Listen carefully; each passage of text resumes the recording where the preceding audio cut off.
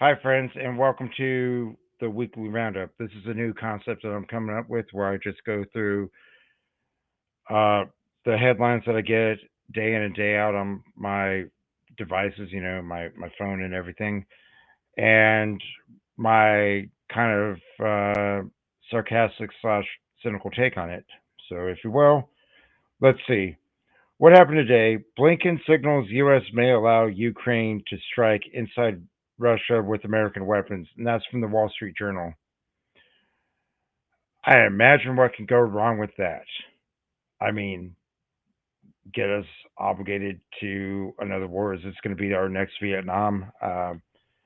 That's kind of the whole deal with that. From NPR, Justice Alito declines to accuse himself in January 6 related cases. Not sure why. I mean, the heat really should be on Clarence Thomas as far as I'm concerned. And,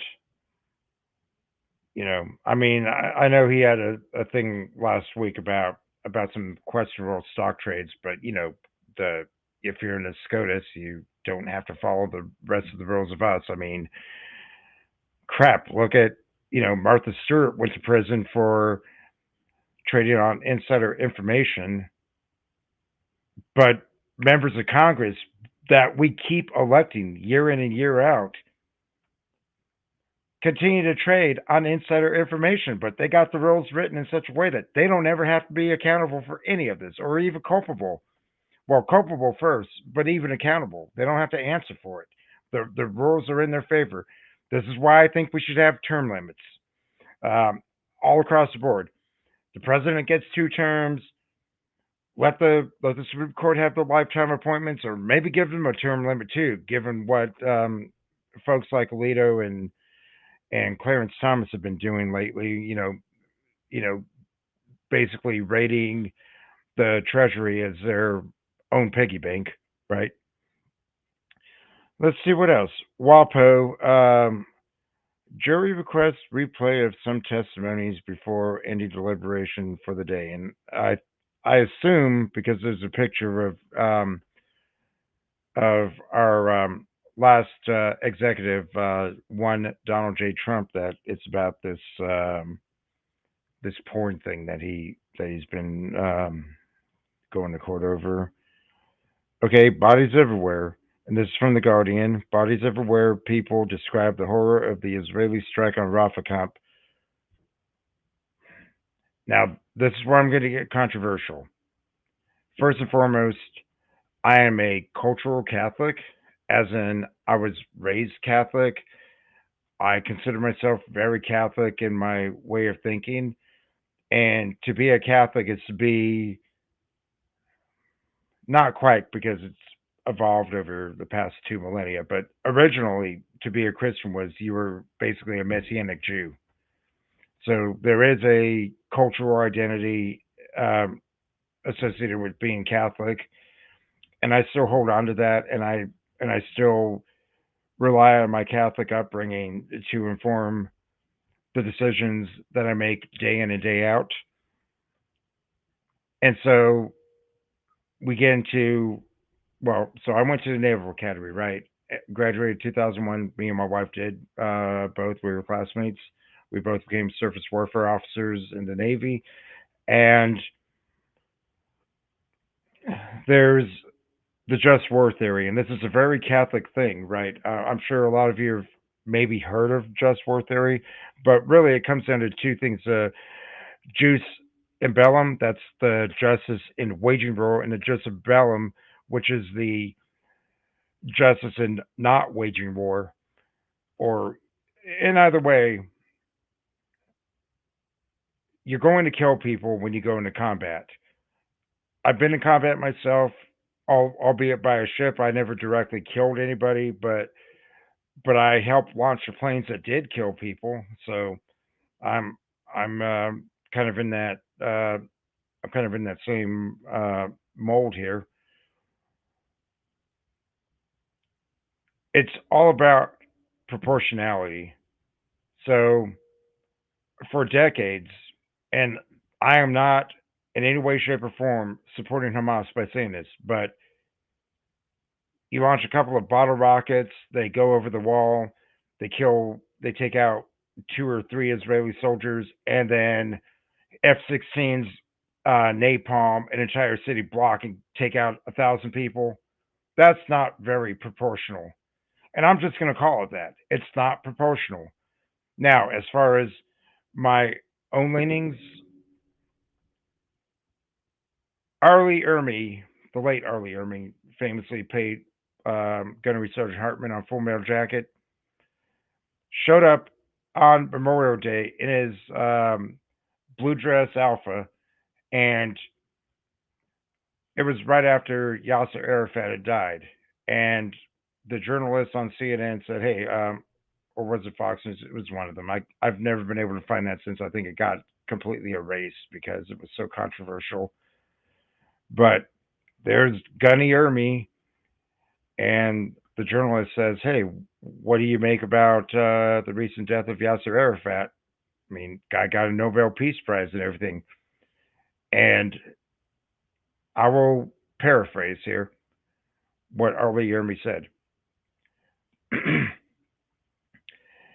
You mourn the death of a statesman. I celebrate and proudly the death of a terrorist. That's how I feel about Hamas. If they really cared about their people, they wouldn't be putting their people into positions to be used as human shields. They would not be hunkering down in a in a.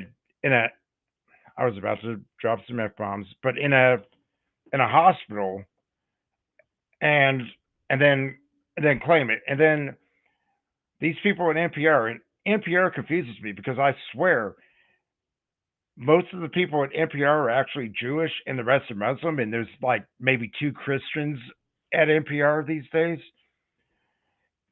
You can't have it both ways, man. Seriously, you really can't. You know, be with us or be against us. And half of their funding comes from our tax dollars. After 20 years of being told and lectured, basically on the air, morning edition, just turn on morning edition, goes on from 6 a.m. to about 10 a.m. Uh, they they will lecture you on why. Do I go there or do I go there? They lecture you on why most of the people at Gitmo are not actually terrorists. They are loving fathers and poets. They lecture us because if I live in Florida, I pack heat. So if some guy breaks into my house and I kill him, he's not the he's not the criminal. I'm the criminal because I actually worked my ass off to get somewhere in life to buy this house and stuff. But that's and then they have such a big footprint in Massachusetts that, as far as I know, even to this day, when I was living there 10 years ago, they it was a misdemeanor to use pepper spray. Okay, I'm a woman, and I'm going. I'll talk about that one in a minute. I'm a woman, and I'm going to my car in a parking lot at night after I get off shift, and some guy tries to do something to me, and I pepper spray him. I'm now the criminal.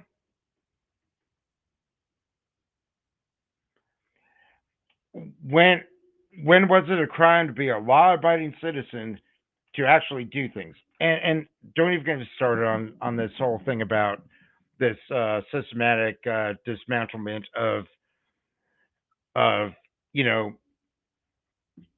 about one millennium of women's rights, dating from Joan of Arc to Rosa Parks to Susan B. Anthony to Roe v. Wade. Now we're just going to dismantle everything that feminist rights meant because we want to allow a couple of folks who can't quite cut it being a man in sports, so they decide that they're a girl and they can suddenly start smoking women who should be winning the medals, and they're denying them their rights. This is a denial of rights, and I am not on board with this trans stuff. If you really want to be trans or if you really are, have your own damn league, okay? Stop trying to cross over into the other one. Because I guarantee you, as soon as that happens, I bet it's all going to be guys saying they're girls and they're going to compete against each other. And you're not going to see very many girls decide that they're going to be guys and amping up on testosterone and creatine and phosphagen and all that other stuff. It's not going to happen. Just watch. As for the bathroom thing, make them all unisex. All right. I frequently use the family head when I go to say the commissary, the Target, whatever, whenever I'm able to. And well, I'm not going to get into it at this point, but I have some trust issues with men, and I am a man myself, and I'm probably the most masculine man that many people will ever meet. But I have trust issues with men. Okay, I'm just gonna leave that. You fill in the blanks. You know what I mean. All right, now going on. Um, Charges dropped against Scotty Scheffler after arrest outside the PGA camp. Yeah, so this was an interesting one, right? Guys going to the PGA tournament, there had been a car wreck. Uh, the cop turned off his body camera.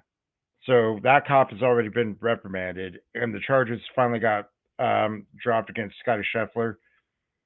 And I watch enough of these. A lot of you, if you're watching me, you probably delight in watching, Dash Cam Nation, Idiots in Cars, um, uh, several of these body cam channels that I subscribe to, and I watch these things, and I'm just going, how the hell can these cops get away? I grew up in law enforcement. My dad was a California Highway Patrol officer for almost 30 years, and back then we didn't have body cameras. My dad actually carried an 8 millimeter tape recorder, like a micro cassette recorder, and he recorded every single interaction he ever had with anybody. That way, they couldn't use anything against him in court. And there was only one time where a ticket got thrown out because the judge was being an idiot, I guess. But I used to go to court when I was a kid with my dad. I'd take a day off from school. He'd say, "Hey, look at how the justice system works," and I'd go in there and I'd watch the judge, and and just bam, bam, bam, bam, bam, just go right through all these traffic tickets and everything. So you know, we got that. Let's see what else goes on. But yeah, if you're gonna turn off your body cam as a cop in this day and age, you are culpable, and you were trying to hide something. Like that guy in San Diego last week who was having sexual relations with the woman he had just arrested and managed to lock himself into the car. Yeah. Hopefully, nobody ever hires him for law enforcement again. He might need to reconsider a different career. Struggling actors struck it rich in Hollywood, and then the FBI showed up. This is from the New Yorker. I don't know who that struggling actor is, but my cynical take is, how dare we earn money? Either he willingly didn't pay taxes, or the feds try to dig up something to destroy him. I mean, we are not that far removed from the J. Edgar Hoover era, where J. Edgar, famously cross-dressing, famously in a what we call now a same-sex relationship with his friend Albert Tolson, he could take people down. He kicked Charlie Chaplin out of the country, for Christ's sakes. He he could make people and he could destroy people. And my take on that is, even to this day, if you really piss the right or maybe the wrong people off in your case, you piss certain people off and they have positions of power, they will find a way to take it all. And this is from me as a military officer who retired a couple years ago. And that's the same way in the military justice system. If they want to go after you, they will find a way. And it could be completely unconstitutional. You can definitely win, but your career in the military at that point is over. Just like whistleblowers. You can blow the whistle, but you're going to be on unemployment until you find a new job, or unless you got something, got a little bit of nest eggs saved up, and that's been kind of in my case. So, yep, Cynical guy's take on it. Tell me what you think of this. I think this um, could be a good morning thing, and it might be cathartic for me. It might be cathartic for you, and I would rather it be cathartic for you than me. But you know, tell me what you think. Love you guys. Bye now.